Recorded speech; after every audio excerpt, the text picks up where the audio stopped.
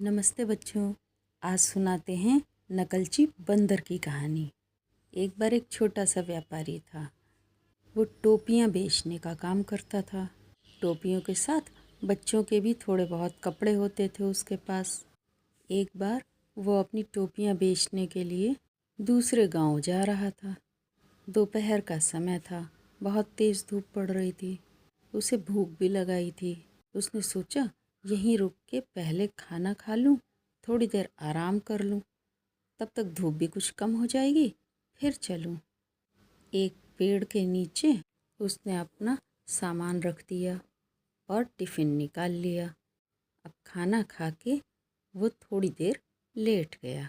घने वृक्षों की छाया देख के वो वहाँ पे रुका था, लेकिन उसने ऊपर नहीं देखा कि वहाँ पर बहुत से बंदर बैठे हुए हैं। जब वो सो गया तो कुछ बंदर नीचे उतरे। खेल खेल में उन्होंने उसकी गठरी खोल ली। उसमें तो ढेरों टोपियाँ थीं। अब तो सब बंदर इकट्ठे हो गए और एक एक दो दो टोपियाँ लेके वो पेड़ों पे बैठ गए जाकर। पेड़ों की अच्छी छाया पाकर और हल्की हल्की हवा का आनंद लेकर वो सो गया था। लेकिन बंदरों की आवाज़ सुन के उसकी आँख खुल गई। देखा तो उसकी गठरी खाली पड़ी थी। उसने चौंक के यहाँ वहाँ देखा तो पेड़ों पे बहुत से बंदर बैठे हुए दिखाई दिए।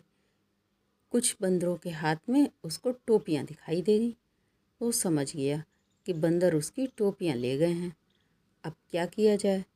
थोड़ी देर सोचने पर उसने अपने सर के नीचे दबी हुई एक टोपी निकाली और उसे लगाया।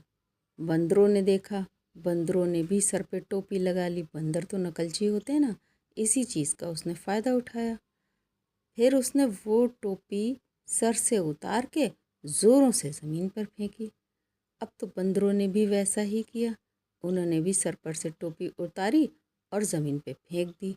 बस उसने जल्दी जल्दी अपनी सारी टोपियाँ समेटी, गठरी में बांधी और वहाँ से चला गया। हो गई कहानी आपकी पूरी।